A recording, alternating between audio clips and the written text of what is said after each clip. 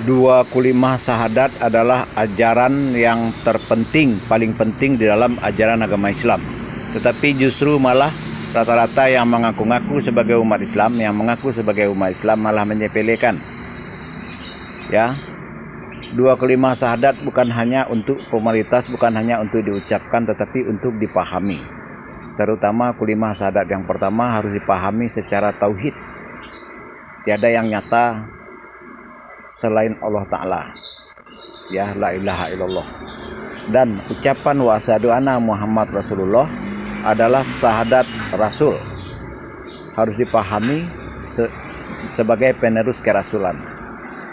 Ya, penerus kerasulan diawali oleh utusan Allah yang pertama adalah Nabi Adam alaihissalam sudah mengucapkan dua kulimah syahadat. Ya, jadi tidak mudah mengenal